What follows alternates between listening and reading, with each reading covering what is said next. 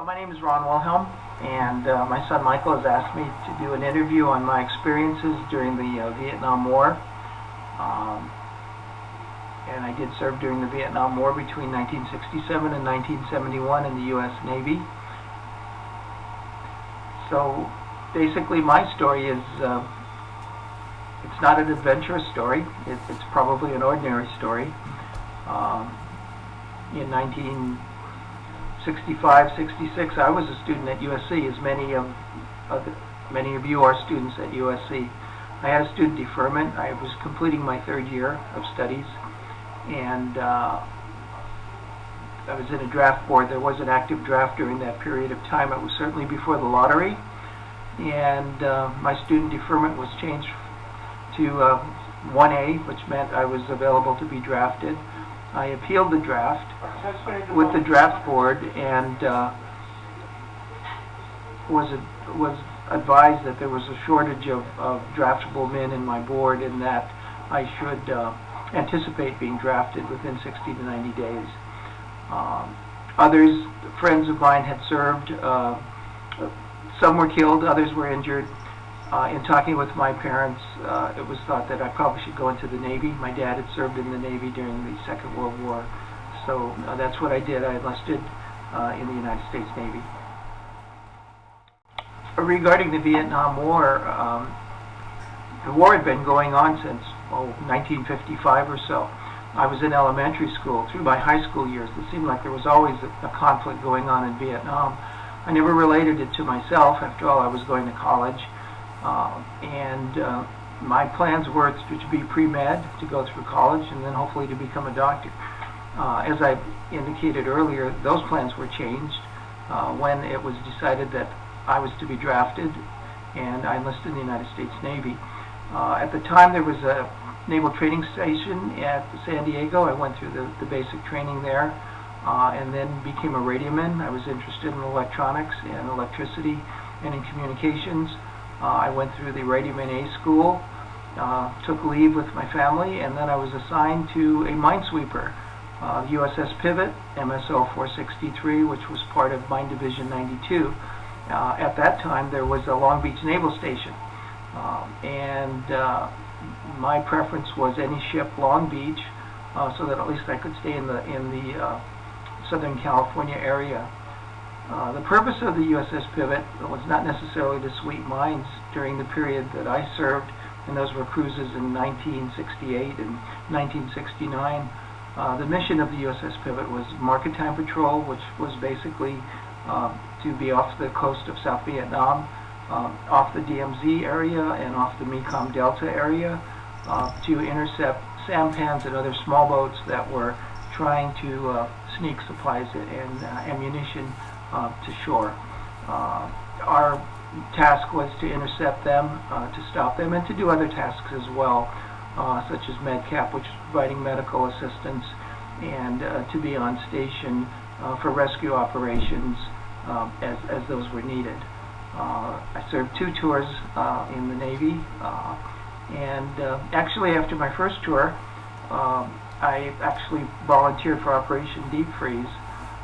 And I was thinking of serving at McMurdo Sound in the Antarctic until I discovered that I was going to have to extend my enlistment. As it was, I served a total of 3 years, 9 months, and 23 days, and there was a reduction in force, and I was discharged, honorable discharged, in April of 1971. My occupation before I went into the military was a student at USC. My occupation after I came out of the military was a student, no longer at USC. We couldn't afford that at the time. And I actually went to Cal State University, Los Angeles, under the GI Bill, under the Veterans Benefits Bill. For students today watching television or the movies, it seems like the Vietnam War was a televised war, lots of video and on the TV screen for the people who were at home, certainly being able to follow everything. But for many of us who were actually involved in it, we really didn't know in terms of the big picture.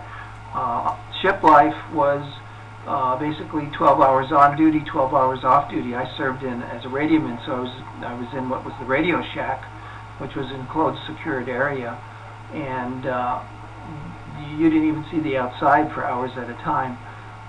There were no newspapers or television to watch or radios to listen to, so quite often a lot of the activities and events that people at home were watching on TV that we were actually participating in, we didn't really understand or realize, how the wide world was looking at that, or what we were actually involved in. I mean, you could be involved in a mission off the DMZ and not even have the full picture because it was all a need-to-know basis.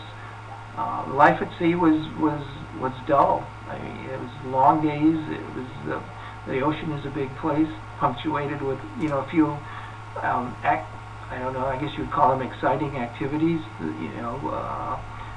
but for the most part, life at sea was very dull, and you spend a lot of time wondering, how is it that you got caught up in all of this? The Vietnam conflict or war was, it was, a lot of people interpret it differently. I think maybe there were some noble ideas in terms of why we were involved in that. I think it was all part of, the Cold War and the containment of communism and so forth. There was a lot of idealism through, President Kennedy, Lyndon Johnson, of course, who accelerated the conflict. President Nixon, who actually was elected and in coming into office wanted to resolve the conflict, initially escalated it, and then eventually was able to get a cessation of hostilities. As a matter of fact, it was under President Nixon's term that there was a reduction in force, and I was able to get out 3 months earlier than my normal 4-year enlistment would have called for, and as did a lot of others. And that was appreciated because it looked like that conflict was actually coming to an end. It took another 2 years before it was all done. Unfortunately, it did not end well. Ultimately, South Vietnam fell. However, today, Vietnam is an emerging country. It's a country that's taking its place in the world as potentially a global trading partner. And it's ironic that the conflicts and all of the casualties and deaths that occurred during them. Now Vietnam is viewed as a business partner and as a place to go on vacation, perhaps.